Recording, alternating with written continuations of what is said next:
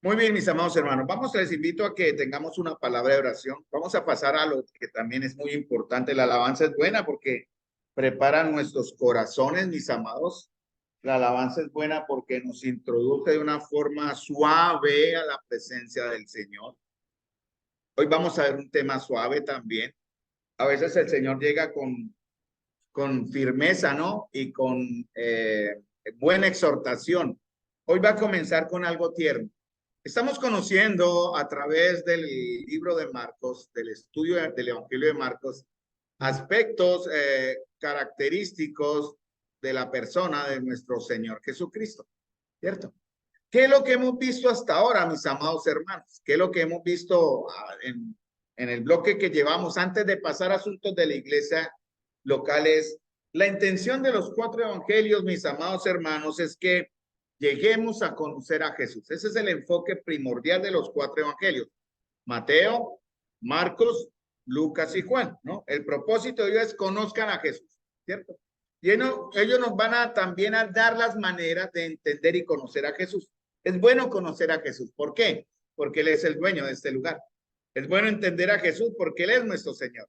Es bueno conocer a Jesús porque Él es nuestro Salvador. Entonces, cada evangelio tiene un enfoque diferente, ¿no?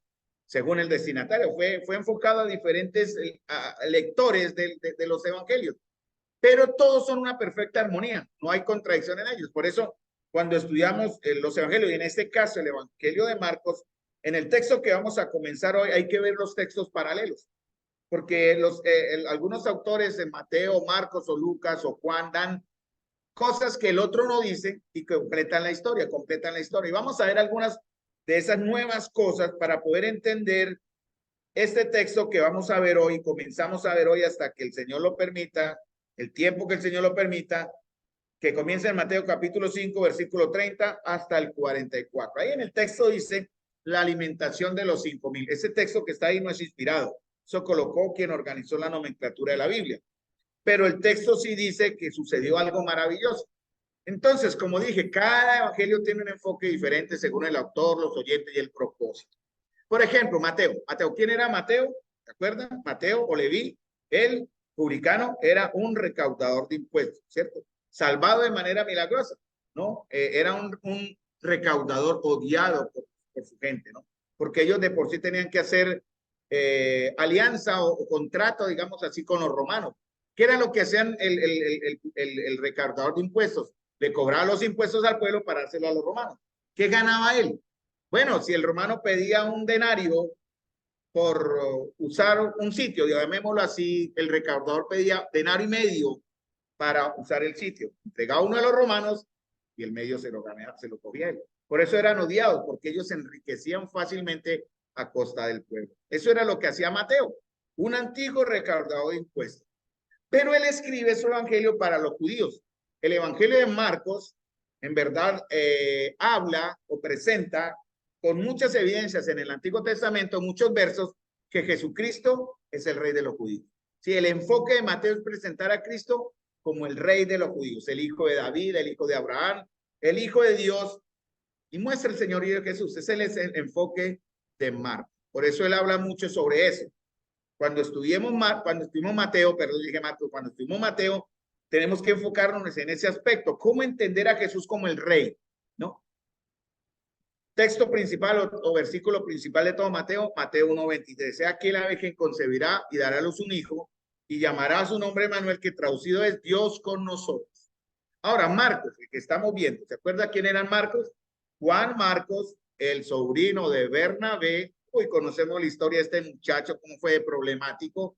Dejó la correría que tenía con Pablo y Bernabé botados, como decir, se asustó. Él se volvió a Creta. Bueno, en realidad generó una discusión entre Bernabé y Pablo por causa de él.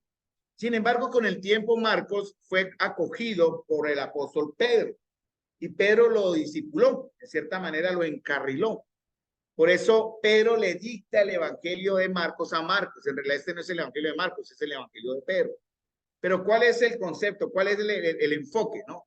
El enfoque de Marcos es escribir a los gentiles o a los judíos, a los creyentes que estaban sufriendo persecución. Por eso, Marcos presenta al Señor Jesús como el siervo sufriente, el siervo de Dios, el Hijo de Dios, el Hijo del Hombre y el Mesías, ¿no? Como los otros evangelios. Él lo presenta como el siervo de Dios. Por eso hemos estado viendo a través de todo el evangelio de Marcos ese aspecto del carácter del Señor Jesús como siervo. Eso es lo que vamos a ver en el siguiente texto. Lo hemos visto en los textos anteriores cuando sanó a la hija de Jairo como siervo, cuando sanó al endemoniado como siervo, cuando enseñaba la palabra, siempre se enfocaba en mostrarse él como el siervo. ¿Cuál es el versículo principal de Marcos como el principal, el más importante que refleja el evangelio? Es Marcos 10:45, porque el Hijo del Hombre no vino, ¿conocen el texto? Para ser servido, sino para servir y dar su vida en rescate por mucho. El tercer evangelista fue Lucas. Lucas, el médico y compañero de Pablo. Lucas no fue un apóstol, no fue uno de los discípulos del Señor, fuera un conocedor del evangelio, pero era un médico, era muy estudioso. Aparte de médico, era historiador. Y él se propuso recoger, investigar con cuidado y le escribe una carta a un tal Teófilo y le dice, mire, todo lo que investigué, conocí, está aquí en esta carta. Ahí es donde sale el evangelio de Lucas, ¿no? Y presenta a Jesús como ¿quién? Como el Hijo del Hombre. Todo lo que habla Lucas es mostrando ese aspecto de la humanidad de Jesús. Cuando vayamos a estudiar Lucas, vamos a conocer a Jesús como un hombre humano, ¿no? Con sentimientos, con emociones. Lucas resalta la gracia, la misericordia y el amor del Señor para con pecadores, en realidad. Y el versículo principal o el que refleja todo el evangelio de Lucas es Lucas 19:10. Porque el Hijo del Hombre, se repite mucho esa palabra, el Señor refiriéndose a él, no vino, perdón, ha venido a buscar y a salvar lo que se había perdido.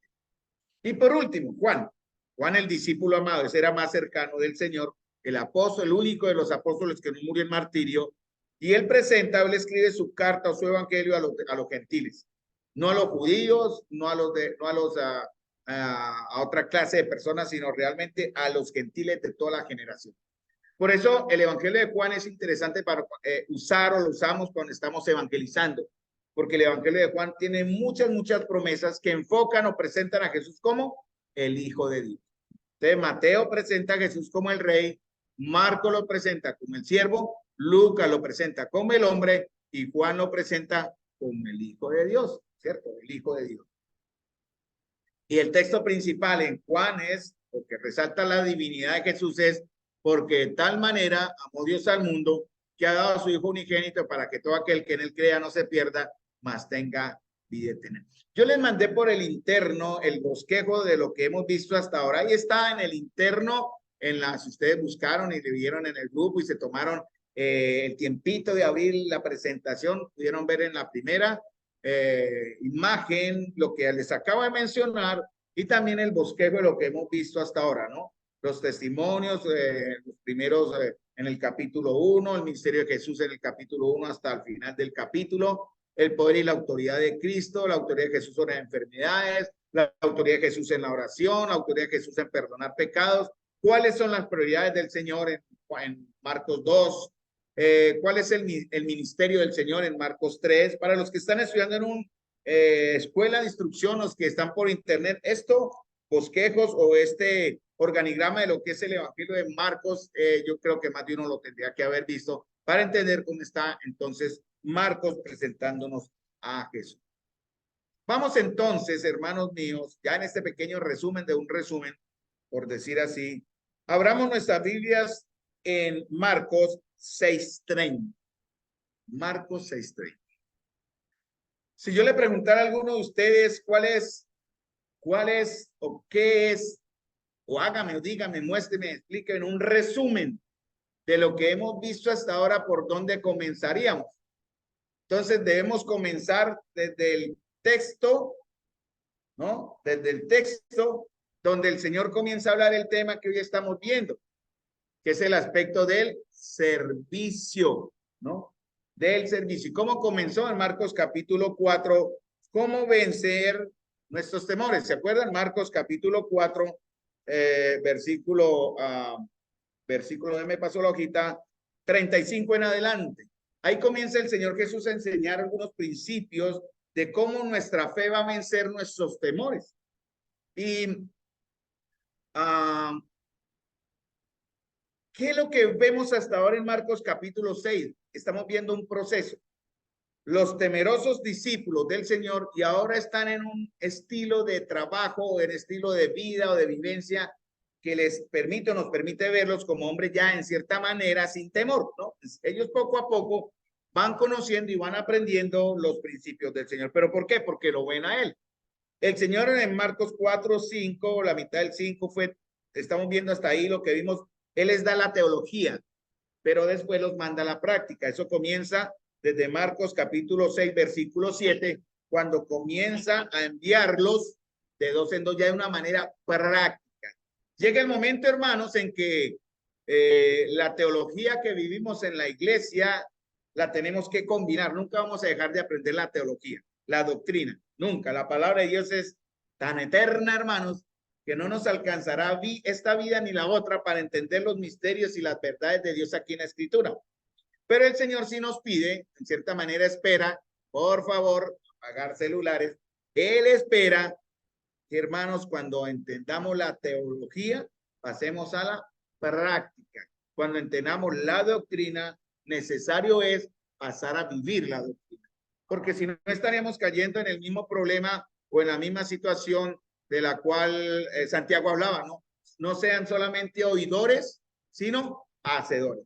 Pero en el texto que empezamos a ver hoy, otros que vimos atrás y vamos a ver adelante después, tenemos que ver el punto medio, porque muchos creyentes, en este caso me incluyo también yo en un momento de mi vida, quise ser solamente un oidor y no comprometerme a ser un hacedor. Ahora, en otro momento de mi vida entendí que era un oidor y quise ser un hacedor, pero me olvidé de lo importante, que primero tenía que aprender a hacer lo que yo soy, lo que el Señor dice que soy. Porque el ser un oidor primero acá y después ser un hacedor sin ser transformado me hace un hipócrita. Eso me hace un fariseo. Eso me hace algo que yo tengo que fingir que vivo lo que no soy. Con lo que estamos viendo, vamos a empezar a entender cómo Jesús nos pide que entendamos a ser primero como Él es, para después vivirlo. Y tiene que ver con unos aspectos que vamos a ver aquí en Marcos capítulo 6, desde el versículo 30 en adelante. Entonces, miren cómo comienza Marcos 6:30. Vamos a ver solo en Marcos 6:30 y 31. Aquí vamos a demorar unos 2 clases, las que sean. No hay afán de correr. Importante es entender 2 aspectos muy importantes del Señor, que los mandé también en la presentación que les envié en el interno, ¿no? En este caso, la necesidad del descanso y la necesidad de la compasión. En Marcos capítulo 6:30 y en Marcos capítulo 6, versículo 34. 2 cosas del servicio, ¿no? Interesante como dice Marcos 6 y comienza acá. Entonces los apóstoles se juntaron a Jesús. Esta es la única vez en el Evangelio de Marcos que Marcos llama a los discípulos apóstoles, ¿cierto? Marcos designa a los 12 como apóstoles. En griego la palabra apóstoles, solo para información, es apóstolos. Ellos regresaron junto a Jesús después de haber que Él los había enviado, hicieron una correría, ¿cierto? Y la historia había terminado en Marcos capítulo 6, versículo 30, donde ellos hicieron muchas cosas, hicieron unas grandes obras maravillosas. Después entra el paréntesis de Marcos 6:14 hasta 6:29, donde se habla de la historia de Juan el Bautista. Eso es un paréntesis interesante, porque si vamos a la historia que nos menciona Juan en el texto paralelo, cuando los discípulos llegan, ellos llegan contándole algo. Ellos llegan contándole a Jesús que Juan había muerto. Y el Señor les da una enseñanza muy interesante. Vamos a ver si llegamos allá con el tiempo. Entonces ellos fueron enviados a predicar. La palabra apóstolos en verdad significa o va a significar posteriormente el título dentro de la comunidad de los creyentes de primeramente es la condición de aquellos o una mención o condición de aquellos que serán enviados. Eso es lo que significa el término, ¿no? El título proviene, como dije, de la palabra griega apóstolos, que se refiere a un mensajero enviado específicamente con una autoridad. Hay una diferencia entre apóstol y profeta. El profeta es el que habla la palabra de Dios. El apóstol es el que es enviado y además es profeta. Habla la palabra de Dios. No es el profeta y apóstol como enseñan hoy los mentirosos a algunos cristianos, ¿no? La escuela de profetas y el ministerio apostólico, ¿no? Eso es una mentira. No está en la Biblia. La palabra apóstol, por ejemplo, El término apóstol se usa de dos maneras. Primeramente, Jesús eligió a quienes recibirían, o eligió directamente a quienes recibirían el oficio de apostolado. Eran los 12 discípulos. Pero más adelante se menciona, por ejemplo, a Bernabé como un apóstol en Hechos 4:36. Se mencionan a otros llamados apóstoles en Romanos 16:7, en 2 Corintios 8:23, en Filipenses, donde ellos reciben el don del apostolado. O sea, de ser apóstol, es un don. Esos ministerios están en Efesios capítulo 4, ¿no? Y él mismo constituyó a unos, y el Señor dice lo que él hizo, y él mismo constituyó a unos que, dice, apóstoles, a otros profetas, a otros evangelistas, a otros pastores y maestros. Es muy diferente el don del apóstol o el don de apóstol a ser un apóstol, en cierta manera. Son dos cosas diferentes. Cuando llegue el momento también vamos a hablar de los dones. Es probable que este domingo, vamos a ver si el hermano copió la información que le envié. Vamos, este domingo va a venir el hermano Jorge Piso. Tal vez, si el Señor lo guía, nos va a hablar de los dones. Y ahí vamos a entender algo más de lo que significa en realidad en este término, donde el Señor también a sus apóstoles o enviados les dio unos dones en cierta manera. Eso lo veremos. Ellos cómo regresan, cómo lo regresan los discípulos. Dice que en otros textos de los otros evangelios dice que ellos llegaron felices, alegres. Por ejemplo, en Lucas capítulo 10, cuando él envió a los 70, ellos regresaron, dice, gozosos, dice, volvieron los 70 con gozo diciendo, Señor, aún los demonios se nos sujetan en tu nombre. Y él les dice una gran verdad. Ay, hermanos, o allí, no sé cómo les diría ahí, pero les dije, no se gocen por eso no es tan importante. No se gocen de que los espíritus se los sujeten, regocíjense de que vuestros nombres están escritos en los cielos. Esa es la verdadera alegría. Entonces, ellos vuelven animados por su labor evangelística. Marcos capítulo 6, versículo 30. ¿Y qué dice? Se juntaron con Jesús. Otros textos en otras versiones de la Biblia dice que se reunieron alrededor de Jesús. En realidad, hermanos, en el ministerio y en el servicio es necesario la rendición de cuentas. Ese es un aspecto que debemos ver. En el ministerio, en el servicio que el Señor le entrega a sus siervos, es necesario dar cuentas. ¿A quién? ¿A quién damos cuentas? Lógicamente le damos cuenta primero al Señor, pero también al liderazgo que ha impuesto sus manos o que ha enviado a los creyentes, a los hermanos, en una labor muy importante. Eso es parte de un principio de autoridad. Miremos cómo eran los discípulos antes, ¿no? Recordemos a esos cobardes.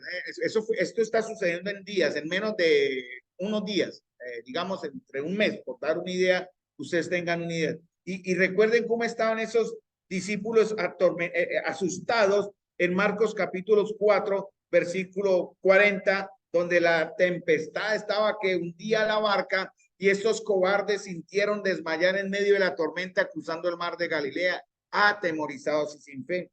Entonces el Señor les dice en el verso 40, ¿por qué estás así de amedrentados? ¿Por qué están tan temerosos? ¿Cómo no tenéis fe? Entonces temieron con gran temor y se decían unos a otros, ¿quién es este que aún el viento y el mar lo obedecen? ¿Por qué? Porque ellos vieron cómo él reprende al viento y el mar. El primer miedo que aparece aquí cuando él le dice a amedrentados en el verso 40 es el temor cobarde, el temor que asusta. ¿Quiénes de nosotros no hemos sentido ese temor? Muchas veces, ¿cierto? Pero el que viene después en el verso 41, porque cuando ellos ven que él le dice al viento y al mar, calla, y el viento y el mar obedecen, ellos se llenaron de un temor que es el que está aquí en el verso 41, temieron con gran temor, es el temor reverente, el temor santo, el temor que lleva a la transformación, ¿no? ¿Qué más vieron ellos? Cruzan el mar y se encuentran con un endemoniado que nadie podía contra él, rompía las cadenas, era muy fuerte por los demonios que lo esclavizaban y el Señor lo libera. Porque empiezan ellos a ver el efecto de la autoridad de Jesús, en este caso sobre los elementos y también su autoridad sobre los demonios. Y pasando se devuelve de donde estaba al otro lado en Gadara, cruza el mar de nuevo y llega a Cafarnaúm, su base. Ya hay un problema. La gente lo seguía, la gente lo acusaba, la gente lo buscaba, pero hubo un hombre llamado Jairo que le buscó para pedirle una gran misericordia. Y aquí vemos el poder de él sobre la muerte y sobre la enfermedad. Cuando él levanta a la hija de Jairo de la muerte y sana a una mujer con flujo de sangre de una enfermedad que le tenía esclavizado. ¿Y cómo termina la historia? En el verso, él vuelve a Galilea, en el capítulo 6, vuelve a su tierra, le seguían sus discípulos. Recuerden, hay unos que son discípulos y hay unos que son simplemente amigos y acompañantes, ¿no? Algunos simplemente van como acompañantes, como por la novedad. Otros iban como por la amistad que le generaba la empatía a este gran maestro, pero solo pocos llegaban a ser sus discípulos.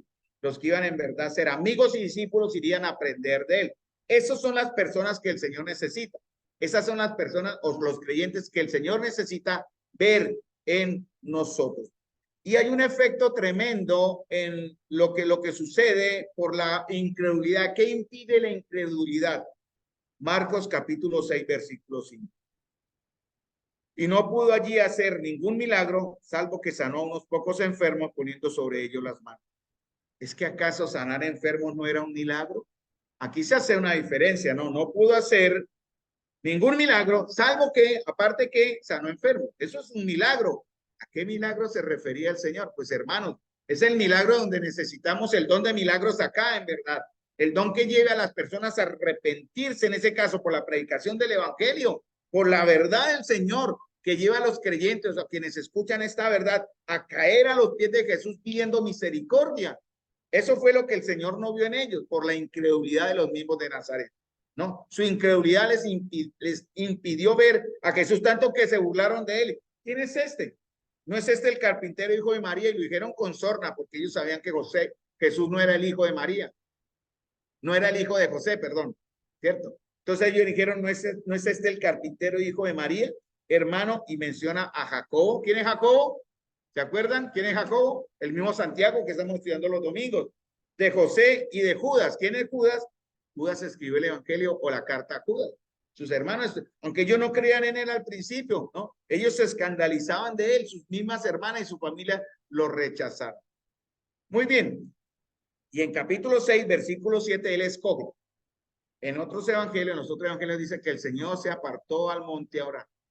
Es importante este término porque el Señor cada vez que usa la palabra se apartó aparte a un lugar desierto, era para orar y descansar. Eso es lo que él empieza a pedir a sus discípulos que hiciesen en Marcos 6. Vamos para allá, porque primero al escoger a sus 12, como nos ha escogido a nosotros, él comienza a encomendarles tareas prácticas. Ya se acabó en cierta manera la teoría solo, ahora viene la teología práctica y los envía en parejas. ¿Por qué los envía siempre dos en dos? Para que se ayuden, ¿no? Amos 3:3, ¿no? Andarán juntos y no estén de acuerdo, si el uno cayera el otro los sostendrá y por donde el tres doblece no se rompe. Tiene que ver con este principio, ¿no? Para que se apoyaran y ayudaran en su tarea usando también los diferentes e individuales dones que él va a dar. Porque el Señor nos ha entregado dones, hermano, a la iglesia. Estamos viendo con los caballeros el tema de los dones. Y es interesante y a la vez sorprendente ver que hermanos con años del evangelio, años de años, y no saben cuáles son. Vergonzoso, podríamos decir. Pero es excusable porque también hemos cometido el pecado de no enseñar. Por eso estamos enseñando los dones. Están muy animados queriendo aprender de los dones. Y pronto traeremos el tema también para las damas. Pero siento que las damas van a parar, ¿no? Entran en vacaciones. Bueno, ¿qué tal que cerráramos la iglesia por vacaciones? Damas, sigan adelante, las animo para poder traer los caballeros para que me sigan en el estudio de los dones y no toque esperar hasta otro año. Entonces, damas, ánimo. Les animo a que sigan las reuniones los sábados porque el trabajo del Señor no es en vano, no debe fallar.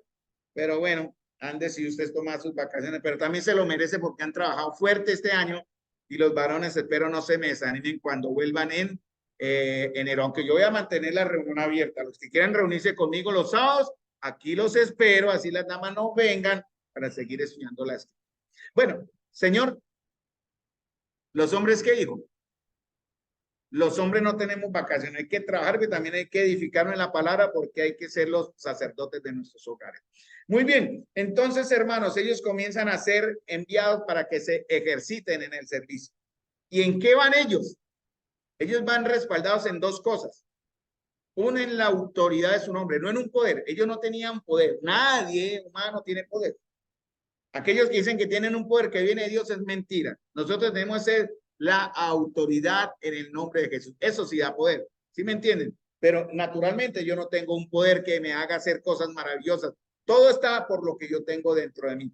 El poder que actúa poderosamente en mí, decía Pablo. Eso lo vimos también en la última enseñanza sobre asuntos de la iglesia local.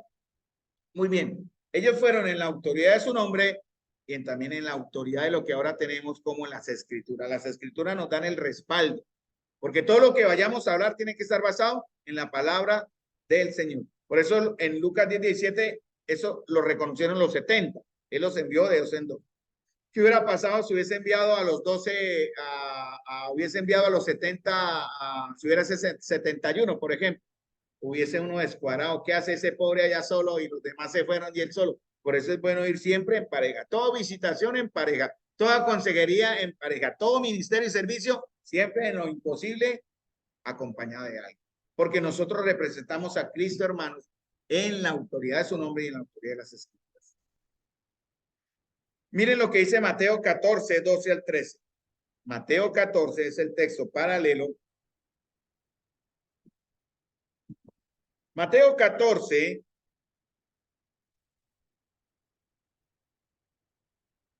al 13, habla de la historia de Juan Bautista, ¿cierto? Y comienza con Mateo 14, 13, donde empieza el tema que estamos viendo en Marcos. Pero dicen que los discípulos de Jesús tomaron el cuerpo de Juan y lo enterraron y fueron y dieron las nuevas a Jesús, ¿cierto? Le informaron a Jesús. ¿Sabía él de la muerte de Juan? Obviamente sí. Pero sin embargo, esto a él le genera algo muy intenso. Obviamente le genera tristeza. Miren lo que dice en Mateo 14, 12 al 13. Entonces llegaron sus discípulos, tomaron el cuerpo y lo enterraron y fueron y dieron las nuevas a Jesús. Oyéndolo Jesús se apartó de allí en una barca a un lugar desierto y apartado. ¿A qué fue Jesús?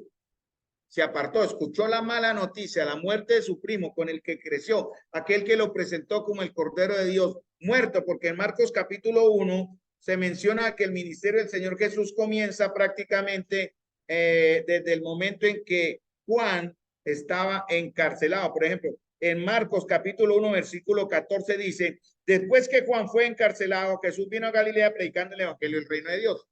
La historia se retoma en Marcos capítulo 6. ¿No? Donde se habla ya de su muerte. Jesús ya había comenzado. Cuando Juan fue metido en la cárcel, fue puesto en prisión, no sabemos cuánto duró él en prisión, pero desde ese momento el Señor comienza su ministerio, ¿no? Matan a Juan, el Señor sigue su ministerio, ya más público, porque él deja ya enseñar en las sinagogas, ya sale a los campos. Para eso necesita instrumentos. ¿Cuáles eran los instrumentos del Señor? Sus discípulos. ¿Cuáles son los instrumentos del Señor ahora? Nosotros, ¿cierto? Él necesariamente siempre va a necesitar el elemento humano de alguna forma. Por eso la Escritura dice que nosotros somos en él como labranza de Dios. Somos también embajadores, tenemos que decir, somos una herramienta en sus manos. Pero en la manera en que nosotros nos dispongamos, Él nos va a usar. ¿Sí? Aunque somos sus herramientas, Él no va a usar una herramienta que es inútil. ¿Qué hace con una herramienta inútil que no quiere funcionar? Digamos así, si entendemos la idea, la pone aparte. No sirve, no la usa. En 2 Timoteo 2, habla de que en una casa hay cosas que se usan para buenas cosas y hay cosas que se usan para malas cosas. Ahora, si uno se limpia las cosas malas y deja las buenas, dice la Escritura que será instrumento de honra, santificado, útil al Señor y dispuesto para toda buena obra. Miren, hermanos amados, el Señor desea, el Señor quiere y es voluntad del Señor usarnos como sus herramientas. Pero si ven nosotros el deseo, por ejemplo, en oración de buscar un despertar espiritual, el Señor va a usar eso y va a incrementar ese deseo en un avivamiento para nosotros. Si el Señor ve en nosotros el deseo de ir a predicar la palabra, el Señor nos va a tomar como sus instrumentos y nos va a dar la autoridad, el denuedo para hablar el evangelio sin temor y a pesar de lo que venga o que pueda venir por el Señor. Y así con todo lo que hagamos en los ministerios que el Señor nos da. Entonces, él dice que se apartó allí en una barca a un lugar desierto y apartado, ¿no? En Juan 6:1 dice, ¿después de esto qué? Dice, después de esto Jesús se fue al otro lado del mar de Galilea, el de Tiberio. Pero en Marcos, ¿qué dice? En Marcos capítulo 6:30, estoy leyendo los textos paralelos, entiendan el contexto de la historia, la noticia de la muerte de Juan, el Señor se va a un lugar desierto. Las multitudes eran muchas, ya los reconocían y los seguían a todas partes. Pero ahora en Marcos, el Señor como el siervo de Dios nos quiere enseñar a nosotros algo muy interesante, ¿no? Y comienza en Marcos 6:30, porque Él les dice en el versículo 31, venid vosotros aparte a un lugar desierto y descansad un poco. ¿Saben una cosa? El Señor se los llevó a su descanso. Sí, conocer la muerte de Juan seguramente le entristeció, fue un golpe duro para él, humanamente. Por eso decía apartarse con sus discípulos. En Marcos, Mateo no lo dice, Juan no lo dice, Marcos sí. Coge a sus discípulos y le dicen, paren ahí, deténganse, vamos a descansar un poco. Y dice en el verso 32, y se fueron solos en una barca a un lugar desierto. ¿Quiénes solos? Jesús y los discípulos. Nadie más. Estamos hablando de eso con mi esposa ahorita antes de comenzar la reunión. Qué buenos son los descansos. Es bueno descansar. Bueno, vamos a ver eso ahorita para no adelantarnos a la historia que el Señor nos quiere mostrar. Entonces, ¿qué fue lo que habló? Me llamó la atención Juan 6:1. Vamos a Juan 6, aquí terminaríamos. Juan capítulo 6, versículo 1, porque Juan 6:1 dice, después de esto, Jesús se fue al otro lado del mar de Galilea, el de Tiberias. Pero, ¿qué era esto? ¿De qué esto está hablando Juan? Después de esto, Jesús fue al otro lado del mar de Galilea. Marcos dice se fue con sus discípulos. Mateo no dice, ¿no? Juan solo dice después de esto Jesús. Pero, ¿qué es esto? Vamos al contexto. Al estudiar la escritura, debemos estudiar el texto y después el contexto. ¿Qué es el contexto? Lo que está adelante, lo que está atrás. Y después ver la totalidad de la escritura en los textos por referencias paralelas. ¿Qué fue lo que pasó? Y la historia, o porque el texto de Juan viene desde Juan capítulo 5, ¿verdad? Desde el paralítico de Betsaida. Pero leyendo con detenimiento, según el contexto de lo que le sucedió a Juan Bautista, la historia o la noticia de que Juan había muerto y por qué el Señor decía apartarse, está desde el verso 30 de Juan capítulo 6, capítulo 5, 30, ¿verdad? Y ahí dice, ¿qué era lo que el Señor les estaba diciendo a sus discípulos antes de decirle, mire, paren, vámonos a un lugar a descansar? Y Él les dice algo, porque claro, Juan murió en martirio, decapitado, ¿por qué? Por causa del testimonio de Jesús.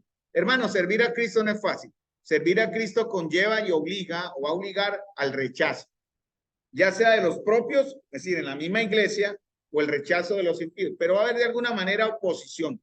Por eso quienes servimos, bueno, yo creo que aquí no hay, pero si hubiera y llega a ver como había en otros momentos, tenemos que estar muy centrados en la oración delante del Señor, pidiéndole a Él que compasión, misericordia, paciencia y también no desmayar, ¿no? Seguid firmes y constantes, dice 1 Corintios 15:58, hermanos míos, dice Pablo, sigan firmes y constantes sabiendo que vuestro trabajo en el Señor no es en vano.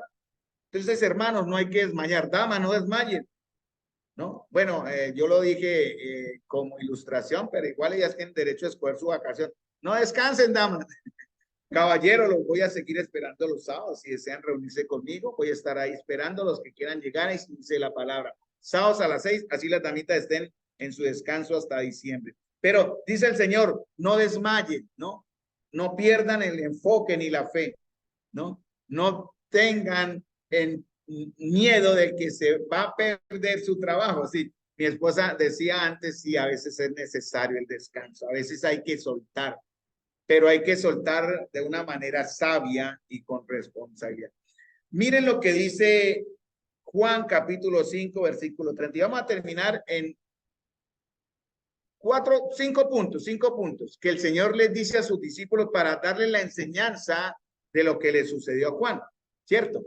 Porque los discípulos llegan y el texto está, dice el Señor, ¿cómo es necesario, porque eso tenía que ver con la muerte de Juan, entender cuán importante es para nosotros como siervos de Dios someternos a la voluntad del Padre?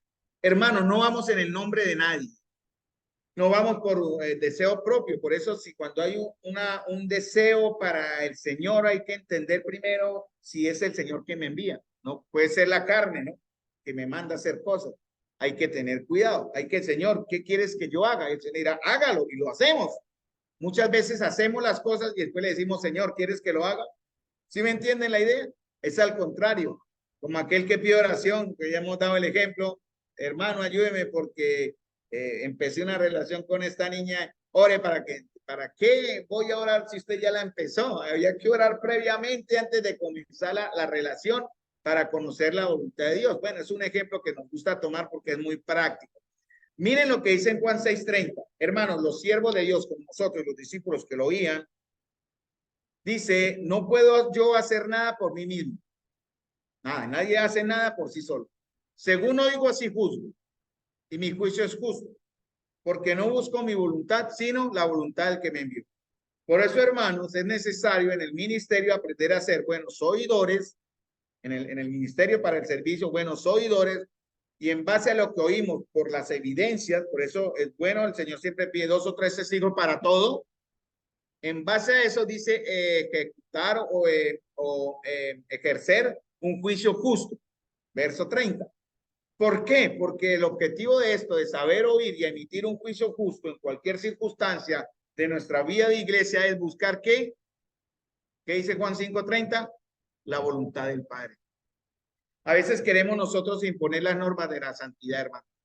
Y nosotros queremos poner las normas de la espiritualidad. Tengamos cuidado. Ni el liderazgo, nadie, ni en el liderazgo ni en la iglesia, desde el más humilde hasta el más encumbrado, entre comillas, en el cuerpo de Cristo, y digo encumbrado en el orden de autoridad, pero todos somos iguales, tiene derecho en realidad a imponer o a colocar de por sí o per se sus normas de santidad o de espiritualidad.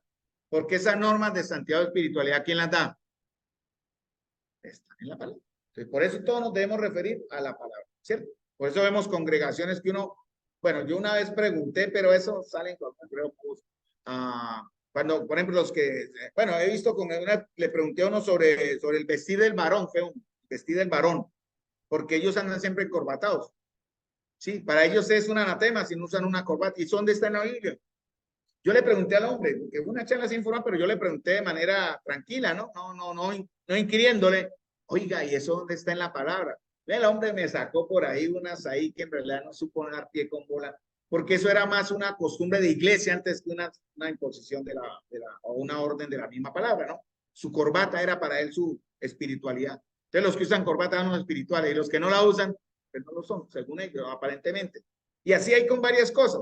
Bueno, Jesús con esto quiere declarar la dependencia total al Padre. Por eso dice, no puedo yo hacer nada por mí mismo. Según oigo, yo así juzgo. Ahora, nosotros según oímos, juzgamos, pero ¿por qué? Por lo que conocemos. El Señor sabía ya, porque Él es Dios. Nosotros necesitamos conocer la palabra de Dios. Entonces, hermanos, ¿cómo mostramos nuestra dependencia a Cristo? ¿Cuáles son las evidencias de nuestra dependencia a Cristo? Porque debe haber una alineación entre la voluntad del Hijo y la del Padre. Debe haber una alineación entre la voluntad de nosotros y quién. A ver, hay una alineación perfecta porque el Señor dice, mi juicio es justo porque no busco mi voluntad, sino la voluntad del que me envió. Para los creyentes debe haber una línea, una alineación entre la voluntad de quién. Deme en el orden. Nosotros, ¿quién más? Bueno, el que está en nosotros, pero nos lleva a alinearnos con quién. ¿Quién es nuestra cabeza, hermanos? Cristo. Y en Cristo, el Padre. Recuerden ese orden, ¿no? Padre, el Hijo, el varón, la mujer de la mujer, sigue su autoridad, el hombre sigue la autoridad, Cristo sigue la autoridad. Entonces, la alineación es la misma. En este caso, Jesús habla entre él y el Padre. En el caso de nosotros, es entre nosotros, Jesús y el Padre, obviamente. Y el Espíritu Santo que dijo Luz Marina está en nosotros ¿para qué? Para enseñarnos la verdad. ¿Dónde está la verdad que nos va a mostrar la verdadera alineación entre la voluntad de nosotros, la voluntad del Hijo, la voluntad del Padre? En la Escritura. Muy bien. ¿Qué testigos dio Jesús? 3 minuticos porque es necesario tocar el tema y no nos cortamos ahí. Y el Señor Jesús Jesús da en Juan 5 testimonios, ¿cierto? Porque él menciona a Juan, por eso este contexto tiene que ver con Juan, ¿no? Por ejemplo, Juan el verso 31 dice, si yo doy testimonio acerca de mí mismo, mi testimonio no es verdadero. Mire, hermanos, ¿quién habla por el siervo? ¿Quién habla por el siervo? Nosotros somos siervos, ¿no? ¿Quién habla por el siervo? Mire lo que dice el Señor. Verso 31. No, otro es el que, perdón, si yo doy testimonio acerca de mí mismo, mi testimonio no es verdadero. Otro es el que da testimonio acerca de mí y sé que el testimonio que da de mí es verdadero. ¿Quién va a dar testimonio por nosotros? ¿Quién? Otros, pero más importante que otros que nos van a ver, ¿quién? El Señor, hermanos. ¿Quién respalda? El Señor. Cuando atacan al ministerio, a los siervos, el siervo no debe pelear. Yo no debe discutir, sino cállese, hermano, callémonos para los que ejercemos cierta autoridad, vayamos al Señor. Como en el caso cuando se levantó María y Aarón contra Moisés. ¿Qué hizo Moisés? ¿Les peleó? Se cayó y se fue y lloró. ¿Qué pasó al otro día? María leprosa y Aarón reprendido por el mismo Señor. Es el Señor el que va a cuidar. Entonces, no tengamos temor. Por eso, hermanos, en este caso, nuestras obras hablarán. La iglesia será respaldada por lo que haga. Muy bien. Juan Bautista también lo menciona en el versículo 33, ¿no? Juan dio testimonio de la verdad. Y también queda testimonio en las obras que él hizo. Aquí trata a Juan como una antorcha que ardía y vosotros quisiste regocijaros por un tiempo en su luz. Y dice, yo tengo mayor testimonio que el de Juan, porque las obras que el Padre me dio para que cumpliese las mismas obras que yo hago dan testimonio de mí que el Padre me ha enviado. Por eso él lleva a los discípulos a descansar y después les manda a hacer una gran obra. En Marcos 6:30, ¿cuál es la gran obra que los discípulos deben hacer? Que van a mostrar como testimonio que ellos vienen del Padre, en cierta manera. ¿Cuál era la obra que el Señor les manda hacer? Si ustedes leyeron las notas, ahí está la respuesta. ¿Cuál fue la obra? Aquí ahí está. ¿Cuál, hermano? Aquí en Marcos capítulo 6, versículo 30. ¿Cuál fue la obra? Porque eso está en el contexto, ¿no? Él es de la enseñanza, ¿no? Y dice, yo tengo mayor testimonio que el de Juan, porque las obras que el Padre me dio para que cumpliese las mismas obras que yo hago, dan testimonio de mí. Efesios capítulo 2, versículos dice de las buenas obras que Dios preparó de antemano para que estuviésemos en ellas. Tenemos que estar atentos a las buenas obras que Dios nos presenta para andar en ellas. En el caso de los discípulos, prácticamente cuando vamos al texto de Marcos, ¿cuál fue la buena obra que ellos tenían que hacer que mostraban el respaldo de Dios hacia ellos? En Marcos capítulo 6. Yo les mando por el interno, estudien las notas, ahí está todo, y en la Biblia está el contexto. ¿Qué tenían que hacer ellos? Ustedes leyeron el contexto en Mateo, en Lucas, y en Juan mismo. El Señor le dice, aquí hay gran cantidad de personas, porque mucha gente lo siguieron, eso en el contexto, y estaba ya tarde, y los discípulos, Señor, mándalos a casa. ¿Qué les dice el Señor? ¿Se acuerdan qué les dice el Señor? Denles de comer. Y ellos dicen, pero es que ni 300 denarios van a alcanzar, ¿qué hacemos? Porque la responsabilidad era de ellos. Sin embargo, el Señor obró a través de ellos. Esa era la tarea. Ellos mostraron la dependencia a Dios en cierta manera al depender de Jesús y Jesús alimentar 5,000 personas. ¿Sí me entienden el idea? Tienen que ir a los textos, mis amados hermanos, porque yo doy aquí, el tiempo no lo permite por las carreras, ya me correteó el tiempo, pero dar todas las ideas. Por ejemplo, Colosenses 3:23 dice, todo lo que hagáis, háganlo de corazón como para el Señor y no para los hombres, sabiendo que del Señor recibiréis la recompensa. Primera de Corintios 15:58, ya lo dijimos, está firmes y constantes creciendo en la obra del Señor, sabiendo que vuestro trabajo en el Señor no es en vano. Para nosotros, mire, Dios no es justo para olvidar vuestra obra y el trabajo de amor que habéis mostrado hacia su nombre, habiendo servido a los santos y sirviéndole a uno. Para terminar, Juan 5:36 al 40. Bueno, me falta otro poquito, pero ¿quién más dio testimonio de Cristo? El Padre, las obras. ¿Quién más? La palabra de Dios. En Juan capítulo 5, 38 y 40, ¿no? Ustedes no tienen la palabra de Dios morando. Entonces, ¿qué pasa? Si no tienen la palabra de Dios morando en ustedes, ustedes no van a creer. Y dice el verso 39, escudriñad las escrituras, porque en ellas parece que tenéis vida eterna, pero ellas dan testimonio de mí. ¿Quiénes nos van a respaldar, amados hermanos? Entonces, ¿quiénes nos van a respaldar? El Padre, ¿cierto? ¿Qué más? Las obras que hacemos para la gloria del Señor, Él lo va a respaldar, y también las escrituras. Las escrituras porque vamos a presentar las escrituras. Primeramente, como una obra interna en nuestro corazón, pero también como una obra visible hacia los demás. ¿Qué pasa si rechazamos al Señor? Dice verso 38, dice 38, lo tengo acá. No tenéis su palabra morando en vosotros, porque a quien él envió vosotros no creéis. Escudriñad las escrituras, porque a vosotros parece que en ellas tenéis vida eterna y dan testimonio de mí. Y no queréis venir. Miren ese jalón de orejas. Y ustedes no quieren venir a mí para que tengáis vida. Esa es la decisión. ¿De quién? De nosotros. Yo los sigo esperando los jueves para que vengan a tener vida a través de las escrituras, hermanos. Esto no es para gloria mía, ni que se reúnan 20 o 30 acá en el local, o 20 o 50 en Zoom. Eso no, es para la gloria de Dios. Pero aquí los voy a estar esperando todos los jueves juiciosamente para orar y escudriñar las escrituras.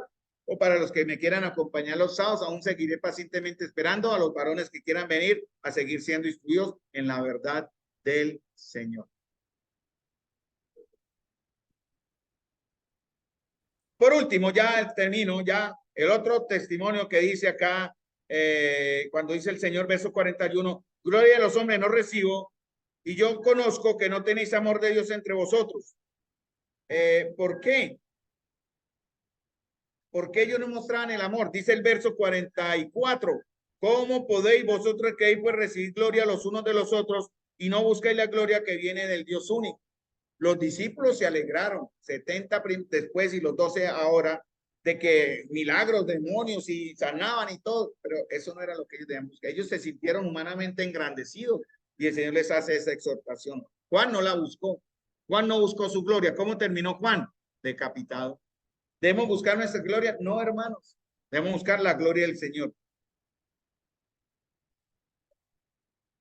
Por eso en el verso 6 dice, después de esto, ya cuando él les da ese jalón de orejas o esa exhortación de lo que hizo Juan, de lo que significó el testimonio de sus obras, el testimonio del Padre, el testimonio de Juan, el testimonio de las Escrituras, el Señor les dice ya en Marcos capítulo 6, venid vosotros aparte a un lugar desierto y descansad un poco. Vamos a dejar acá, mis amados hermanos, porque esto es lo que está sucediendo en el contexto, ¿no? Ya el Señor les hace recordar, mire, la muerte de Juan no fue en vano, ¿no? Y Juan está dando testimonio de mí. Ustedes o nosotros como iglesia vamos a dar testimonio del Señor. En algún momento, siempre aquí como iglesia, estaremos dando testimonio del Señor.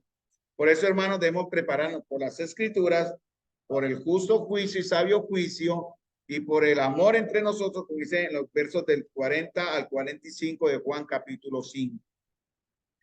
Vamos a terminar con una palabra de oración, mis amados hermanos.